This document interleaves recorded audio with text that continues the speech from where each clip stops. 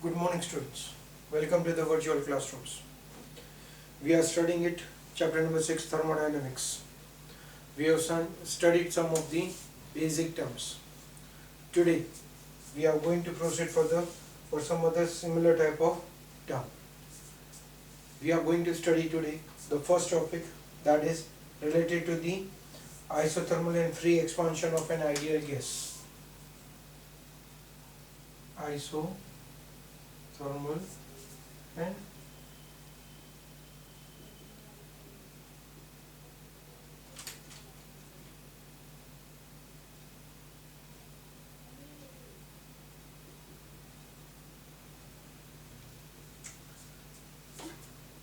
now isothermal means, iso means constant, it's a constant and it's a temperature.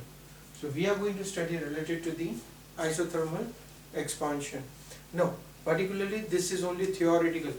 We don't have any experimental proofs also given to us. It's simply indicated under the condition, isothermal condition. It is told to us T is constant. Now because the T is constant, work will be 0. If external pressure change, temperature is constant, so no change in the temperature, so there is no change in the pressure also, and as a result we get it as an P external also equals to 0. That means Q is 0. So what does this indicates? That in this condition delta U will be equals to 0 because there is no change in internal energy. Internal energy we know it, delta U, it depends upon Q plus W, and W is 0, Q is 0. So overall change in internal energy is 0. So from this equation, delta U equals to Q plus W, we can specify the factors that is related to the isothermal irreversible and reversible changes. We can indicate it as an isothermal reversible and irreversible changes for this reaction, where we indicated the first one for isothermal irreversible, right? What we are going to get it for isothermal irreversible, we can indicate it as Q equals to minus W, because delta U is equals to 0. So if we take it 0, so that indicates that Q is equals to minus W, which will be P external V final minus V initial, right? The second point we get it for isothermal reversible changes.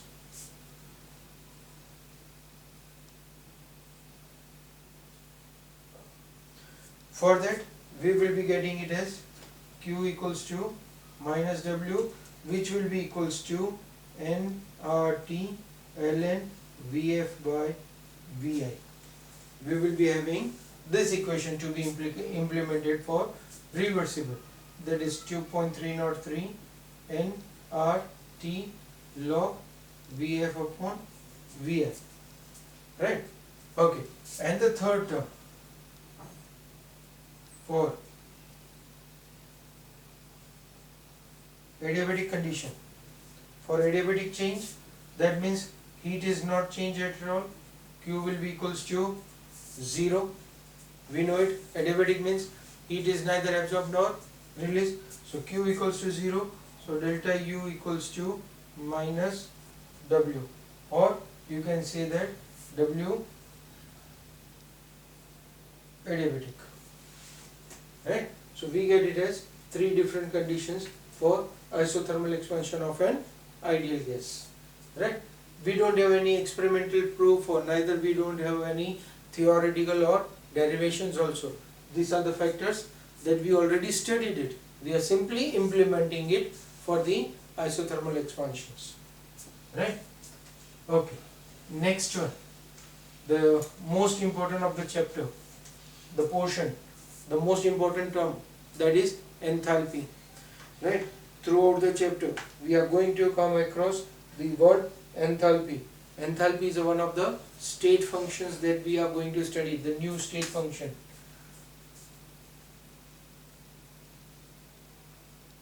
Which is symbolized by H. Right? Now, when we are talking about the H, how to get the value of H? Actually, we are having an equation.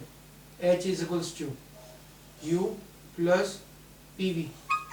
But we know that absolute value of internal energy cannot be calculated. Absolute value cannot be calculated.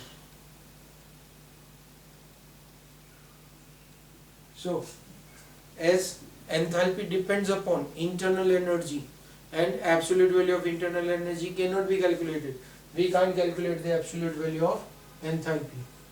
So we can say that because of it, because enthalpy depends on internal energy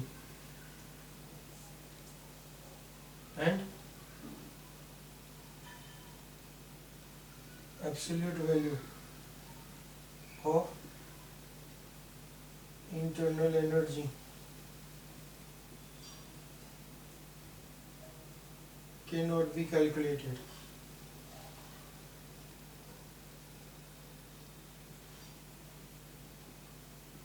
Absolute value of enthalpy also cannot be calculated. This is one of the reasons that we are coming across why absolute value of enthalpy cannot be calculated.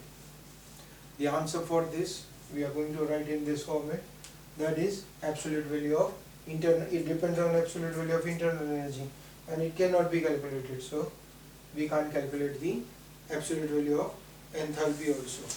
Now in that case, if I want to find out the absolute value cannot be calculated, so we can calculate the change in enthalpy. Now if I want to calculate the change in enthalpy, how we are going to get it? We know it that U2 minus U1, we are writing it as Q plus P V2 minus V1. Simply expanding this equation. If I expand this equation, what will happen? At constant pressure, we get it as U2 minus U1 is equals to Q plus PV2 minus PV1. Now take this both the terms on one side and Q equals to, we get it as U1 minus U2 plus PV2 minus PV1. These two are the common terms. These are the common terms. So if I put it as U1 minus PV1, right? We get this term on this side. So Q comes on this side, so it's a minus Q. Minus Q is equals to U1 become positive, U2 become this. We get it this minus U2 minus PV2. Now if I remove this sign, so multiplying it, we get it as Q equals to U2 minus PV2 minus U1 minus PV1. Now see, actually we have written this equation, H is equals to U plus PV. Here it's a U2 minus PV2. So can I write it as H2 minus H1? So what does it indicate? This factor is at constant pressure. Delta H is equals to QP. This is at constant pressure, right? So we get it as the formula for this. So if we substitute the values, what we are going to get it is this equation. From this, can I write it as delta H is equals to delta U plus P delta V.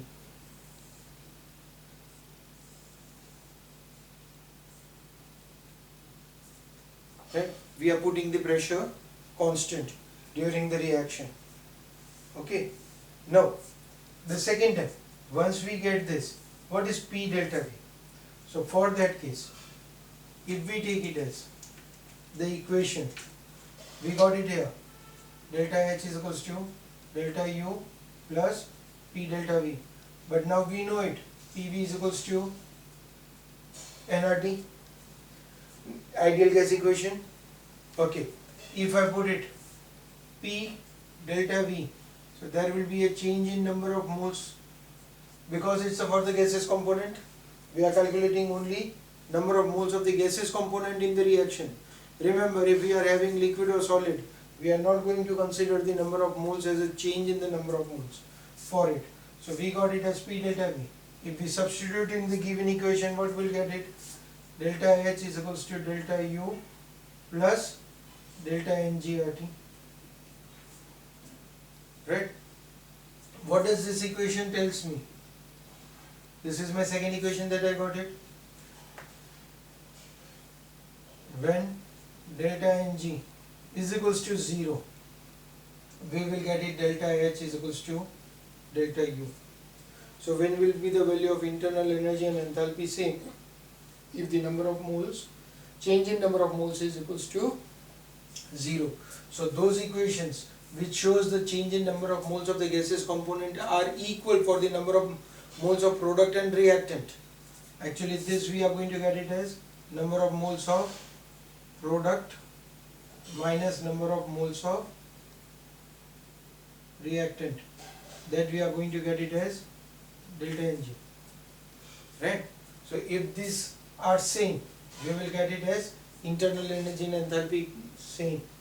But if delta Ng it's greater than 0, that means number of moles of product are, what does it shows? Number of moles of product are greater than number of moles of reactant. Then under that condition what will happen? Delta H will be greater than delta U. Under that condition we will get it as delta H greater than delta U. If we get it as delta Ng less than 0, that means number of moles of product are less than number of moles of reactant. So we will get it as delta H less than delta U. Right? So this equation shows that by the help of this we can calculate when will be the value of internal energy greater or when will be the value of internal energy less. Right? Okay. This equation also shows us the equation that we wrote it, delta H is equals to delta U plus P delta V. It also indicates that if delta H is equals to positive, reaction is endothermic. If delta H is negative, reaction is exothermic. Right? What does it shows? Endothermic and exothermic means? Endothermic means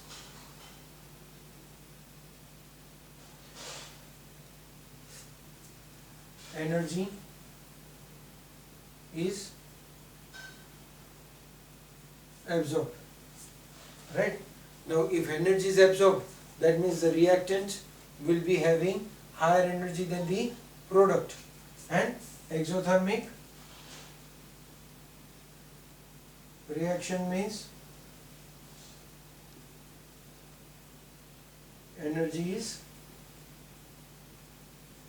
released. Right? So we are going to also get this equations that to be used. So for numericals we want to remember delta H is equals to delta U plus P delta V and delta H is equals to delta U plus delta Ng RT. These are the equations of the internal enthalpy, a new state function that we studied it, which we are going to use it for the numericals. Right? The next term that we are going to understand now, that is related to the extensive and intensive property. That is the next term that we are using it. That is extensive and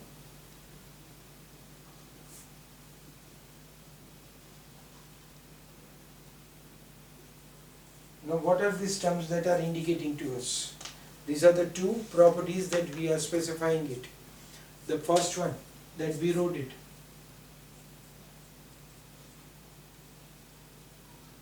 extensive property. Extensive property means the property of the substance which depends on the quantity and not onto the method.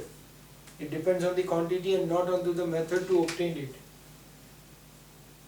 The property of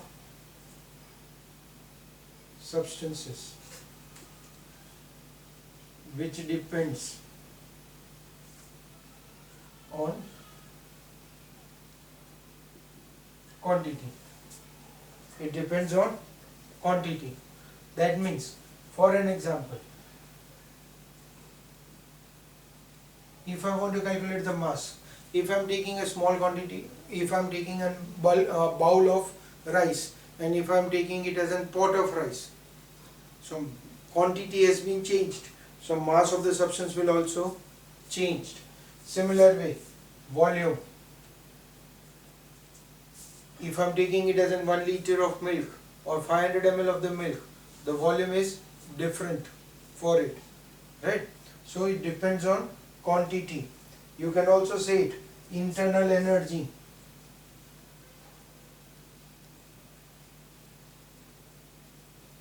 Enthalpy.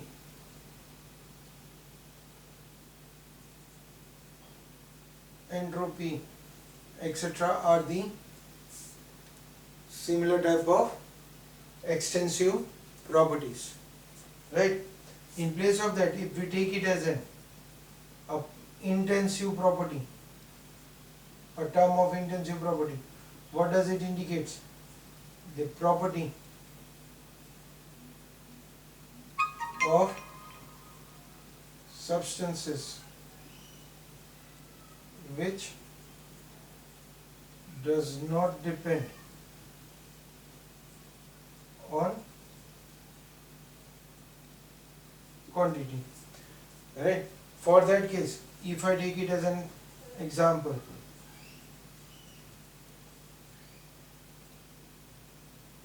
refractive index, density, right? Or you can say that pressure, temperature, right? Let's understand that why we use the temperature. If I take it as an, already as I told you, if I take it as an 1 liter of milk and if I take it 500 ml of the milk and put it on the table, what will be the temperature of both? And if I try to measure the temperature, what will be the temperature? Temperature of both of them are going to be same. It's not like that the volume is increased, temperature will change. That is possible only for the gaseous component.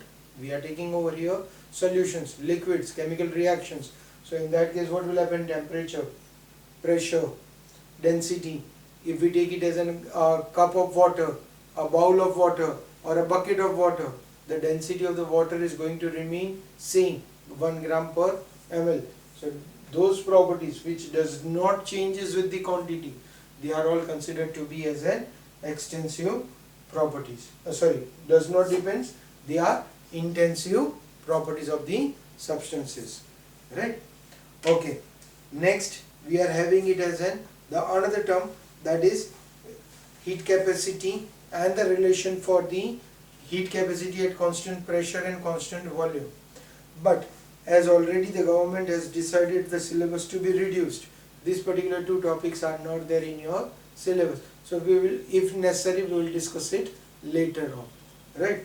Okay, next you are also having it as a measurement of delta U and delta H by the calorimeter. That is also a topic that is eliminated from the syllabus. So next, in our next lecture, we will be discussing it related to the enthalpy and calculation, how to calculate the change in enthalpy for the different chemical reactions. But that we will discuss in our next lecture. Till then, Thank you.